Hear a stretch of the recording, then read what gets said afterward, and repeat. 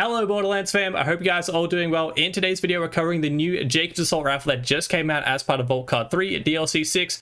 It is amazing. It is called the Blade Fury and does both melee damage and gun damage at the same time. So surprise, surprise, it is an amazing weapon and I've got you guys a flak build to cover the entire thing. To start off with, this is the beautiful new Blade Fury. It's my single pellet variation. It hits for 27k. If you guys have a bigger damage variant, let me know in the comment section. I'd love to know what the best variant we can get is.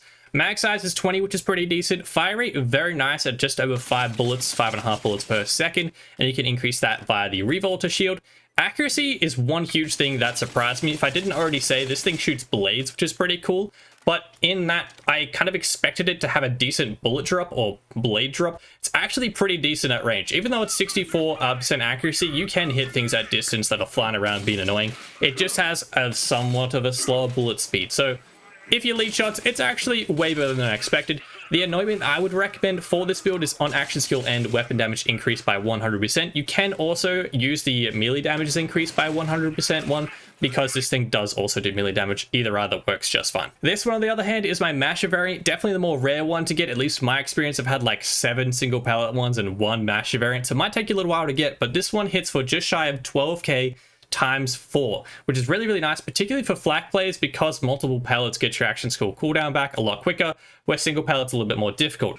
In saying that, it's not a fully automatic gun, unlike the single pellet one. Single pellet, full trigger, fully auto, goes burr. This one is semi-automatic and you have to tap fire it. Does come with a bigger mag size though, and each individual shot does more damage, so it's dependent on how you play. If you're all accuracy and just hitting, one dinking everybody, this one's the variation I would suggest. If you're more go brewer, spray everywhere, and mostly for bosses as well, single pellet is going to do more damage over time just because that fire rate really goes brewer and outclasses the Masher, unfortunately. Unless I just have a really weak version. If you guys have a better version, let me know in the comments again. I'd love to know if I just have a trashy one. Moving over to skill tree, we are using a 3-shot fadeaway build because that's just my favorite way to play. We got fadeaway, we have Not My Circus and Unblinking Eye for the augments. Skill points spent, we're going 5 points in Furious Attack, shooting things, increases damage.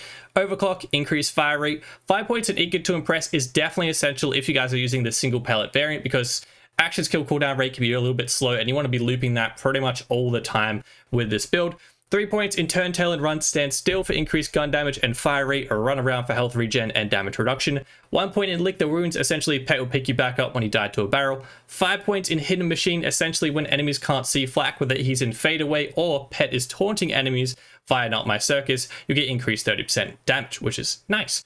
3 points in the Fast and the Furious, increase gun damage when you're above half health is the only one that we really care from there. And then 1 point in the Power Inside is the Capstone. Essentially, when you start your action skill, you get 25% bonus damage or 50% if you guys are at full health at the time of starting it, which lasts 15 seconds, which is a very nice thing to loop constantly. Again, why we want the action skill cooldown.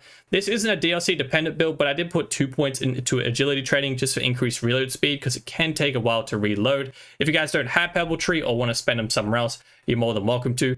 If you want reload speed and don't have DLC, just put it in Second Intention in Red Tree. It's just a weaker version of that skill. Leave No Trace is a staple. Essentially, hitting critical hits will get you a chance to put bullets back in the magazine, 36% chance at 3 points. 5 points in a Planetary Stalker. It is a kill skill that increases your damage. 5 points in Hunter's Eye is really nice, particularly with the class mod we are using. We're going to get all of those bonuses to all bosses, plus those individual enemies as well, which is nice. 3 points in Head Count is essential for pretty much every flak build ever. It's essentially action skill cooldown rate for hitting critical hits, which you do all the time as flak.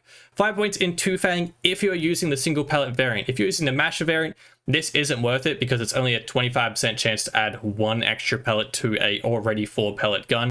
It'll increase the damage somewhat, but it's not really worth it otherwise, whereas single pellet guns, you're doubling the damage 25% of the time, if you get what I mean. 3 points in Big Game essentially increases your hunt skill, duration, and skill effects. I'll point out those at the end. One of them being the Most Dangerous Game. It is a kill skill, which increases your gun damage and critical hit damage and handling substantially. You want points in there as much as possible, whether it comes from your class mod or skill points spent. 1 point in Galactic Shadow, cheap critical hit damage. It's very nice. And then finally, Megavore is clutch. 20% critical hit chance, 20% of the time that you hit anywhere on the enemy, whether it be in the foot, the arm, the stomach, you're going to hit a critical hit, which is fantastic for action skill cooldown rate, putting bullets back in the mag, and just increasing your damage. And finally, we have Blue Tree. 3 points in Persistent Hunter increases your gun damage and action skill duration, mostly for the gun damage because we're in 3-shot fade. You're only really going to use the duration if you're running and hiding from enemies. 2 points in Ferocity, not really needed, gets down the tree but increases pet damage. 5 points in Frenzy. Again, you want as many points in this as much as possible, whether it's from point spent or class mod.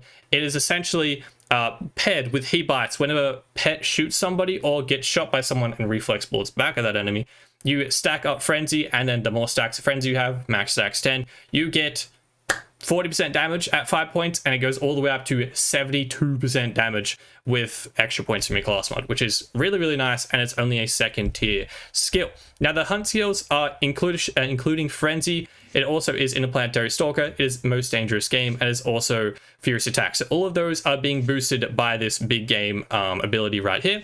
And then finally, Pet Choice, we're going Gunslinger Jabber because movement speed, critical hit chance, but also it stacks Frenzy the fastest. It has an SMG, it is a ranged attack, it is amazing for boss fights. By the time you've got to the end of the platform at Gravy's area, he'll have already stacked all of Frenzy for you, and you'll be doing maximum damage. Now, as for your gear, of course, we're going the Masher or the single barrel variant. We're going for shields, a Revolter as the primary one, because that fire rate is just disgusting. It's really, really helpful, particularly for the single pallet variant. If you're going the Masher variant, there's other choices. You can use an Old God, you can use a Stopgap for huge survivability, you can use as either the Frozen Heart or the Snowshoe for the Nova effect, freezes everybody, and then you can just dink him in the head if you guys want to.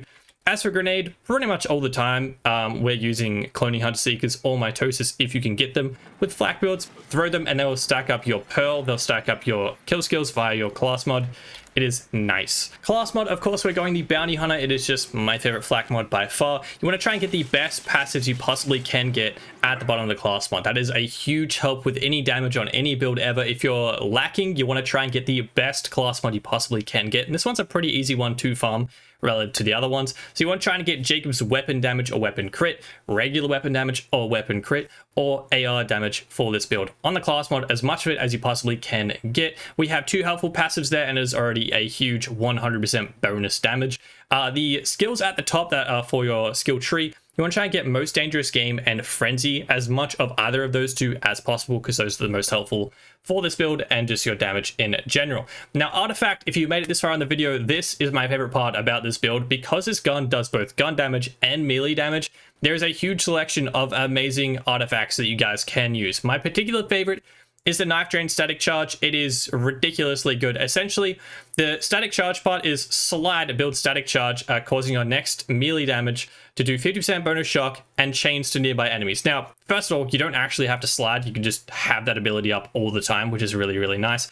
But also, that chain is so helpful for clearing rooms. It is ridiculously good because you don't actually ricochet the blades with fadeaway hitting crits or anything like that. Like, this Jacob's weapon doesn't ricochet, unfortunately. So that pretty much just brings back the ricochet ability. Chaining that shock damage to everybody nearby blows up the whole room. It's amazing. Again, if you can, passives at the bottom are very helpful.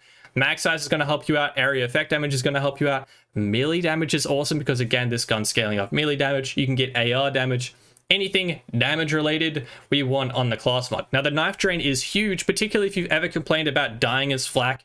This thing will keep you alive as long as you are firing your gun because you're doing melee damage, and melee damage has 75% life steal. So as long as you're shooting, you are not going to go down with this build, which is awesome because we spec'd absolutely 0 health in the skill tree. Another great option is the Elemental Stones. Because we don't actually do any elemental damage from the gun itself, we're adding fire damage from our ASC on our grenade currently. We can add radiation to that as well, and you can just stack your elements doing more damage. Radiation explosions is nice, and because we still have the static charge, we're getting the chain damage and explosive damage at the same time, which is really, really nice. Now, the option base game is Snowdrift Victory Rush. It's just the base game staple, pretty much. The Pearl is really good, particularly for the Masher variant. It takes a little while to stack up the single pallet one, but again, a great artifact. And one of my particular favorites is the Jacob's Company Man. If you can get an amazing roll, that is pretty much the best you're going to find. The only thing that I can change and want to change is the Jacob's accuracy in the middle. If you can get fire rate, mag size, or reload speed, those would be better suited. But 50 crit damage, 50 damage, area effect,